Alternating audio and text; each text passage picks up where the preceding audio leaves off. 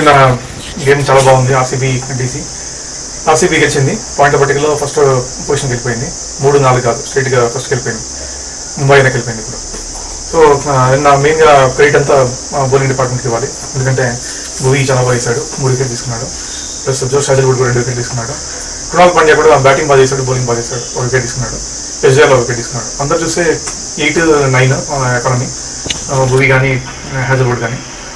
సూర్యాస్ కూడా మంచి ఫైండ్ ఆర్సీబీకి, ఎందుకంటే 5.5 ఎకానమీ, వికెట్లో పడిపోయాడు. 5.5 ఎకానమీ చాలా కంట్రోల్ చేశాడు.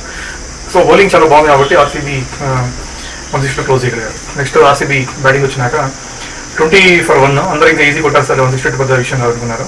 సో ఆర్సీబీ బ్యాటింగ్ వచ్చినాక వికెట్లు ఫాల్ ఎట్లేదంటే బెత్తలు బాగా ఆడుతున్న టైంలో వికెట్ పడింది. 20 for 1. పడికల్ కూడా అవుట్ అయిపోయాడు. బ్యాట్ వెళ్ళి వికెట్ వెళ్ళింది వాళ్ళు. Next 20 for 2. Next 26 for 3. Third Padikkal కూడా ఒకటి 6 runsకి. ఆ టైంలో కోహ్లీ వచ్చాడు. కోహ్లీ ఆల్రెడీ స్టాండ్ అయ్యాడు. కోహ్లీ మంచి పార్ట్నర్షిప్ ఇచ్చాడు కృణాల్ పాండ్యాకి. కృణాల్ పాండ్యా 73 కొట్టాడు. సో ఎక్కడ వాళ్ళు వరి అవ్వకుండా, సో 26 దగ్గర 3 వికెట్లు పడింది. మళ్ళీ 145 దగ్గర 4th వికెట్ పడింది కోహ్లీది. సో అద్భుతమైన కన్సిస్టెన్సీ ఉంది. వాళ్ళు పార్ట్నర్షిప్ బాగా బిల్డ్ చేసుకున్నారు. 100 runs పైన కొట్టారు ఇద్దరు, కృణాల్ పాండ్యా అండ్ కోహ్లీ. దానివల్ల ఆర్సీబీ గెలవటం ఈజీ అయిపోయింది. లాస్ట్లో కోహ్లీ అవుట్ అయిపోయినాక టిమ్ డేవిడ్ వచ్చాడు. టిమ్ డేవిడ్ 5 balls 19 runs కొట్టాడు. టిమ్ డేవిడ్ చూస్తేనే కొట్టాల్సిన అనిపించింది, ఎందుకంటే టిమ్ డేవిడ్ బిల్డ్ తెలుసు ఎలా ఉంటుందో.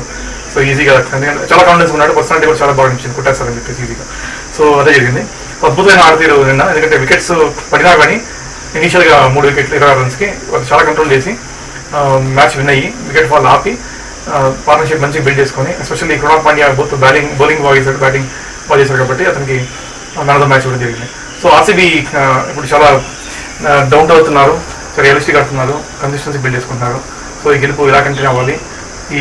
ఈసారి ఎట్లయినా కూడా ఛాంపియన్షిప్ కొట్టేయాలి, ఐపీఎల్ టైటిల్ కొట్టాలని మనస్ఫూర్తిగా కోరుకుంటున్నాను. ఈ సలహా కప్ నందే నమ్మ ఆర్సీబీ.